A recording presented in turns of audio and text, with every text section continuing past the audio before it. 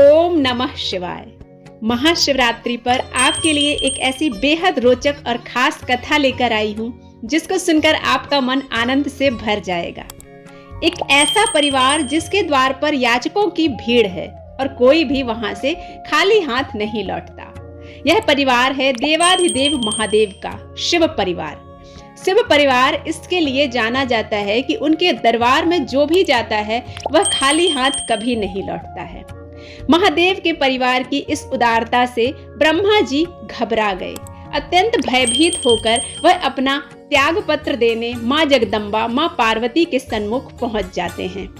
अपनी समस्या बताते हुए वे कहते हैं कि जिनके भाल लिखी लिपि मेरी, सुख की नहीं निशानी, तिनकी सुर संपदा सवारत हो आयो नकबानी। अर्थात मेरे द्वारा जिनके भाग्य में सुख की एक भी निशानी नहीं लिखी गई, उन्हीं को देव दुर्लभ संपदाएं देते हैं। आपके पति मेरी नाक में दम हुआ है, क्योंकि हे पार्वती, आपका बावला पति मेरे प्रबंधन की चिंता किए बिना, अर्थात मैंने जो कुछ लिखा है उसकी चिंता किए बिना अपने पास आए याचकों को सब कुछ प्रदान कर देता है। पार्वती जी ब्रह्मा के इस आरोप और अपने पति के सहज औदार्य पर मुस्कुराती हैं। उनका इतना निर्मल और उदार हृदय है, इस बात पर माँ पार्वती हंसने लगती हैं। शिव परिवार का यह सौंदर्य सबको सद्बुद्धि दे और जगत जननी माँ यही मुस्कान हम सभी का मंगल करे। अब मैं शिव परिवार से जुड़ी एक और कथा आपको सुनाती हूँ। इस कथा में एक ऐसी गृहस्थी के बारे में बताया गया है जिस परिवार में दो पुत्र उत्पन्न होते हैं। एक गणनायक होकर प्रथम पूज्य हैं तो दूसरे देवताओं के सेनापति होकर प्रतिनिधित्व करते हैं। एक गजानन है तो दूसरे सडानन हैं।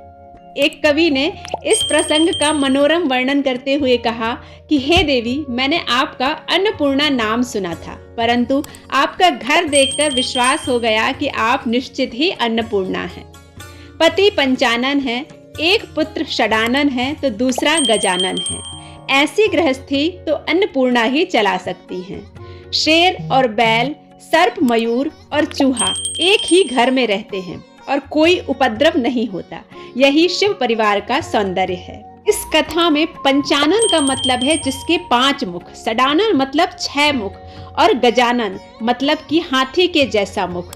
अब आप स्वयं कल्पना कर सकते हैं कि माँ पार्वती अन्नपूर्णा क्यों कहलाती हैं, क्योंकि जिसके घर में 5 मुख वाले, 6 मुख वाले और हाथी के मुख वाले रहते हों, उनको माँ अन्नपूर्णा भरपेट भोजन कराकर संतुष्ट रखती हैं। इसीलिए कहा गया है कि माँ पार्वती अन्नपूर्णा का रूप है और यह उनके परिवार का सामंजस्य है। आशा करती हूँ यह कथा आप सभी को बेहद ही पसंद आई होगी। अगर पसंद आती है तो आप इसे लाइक करें, शेयर करें और सब्सक्राइब करना बिल्कुल ना भूलें।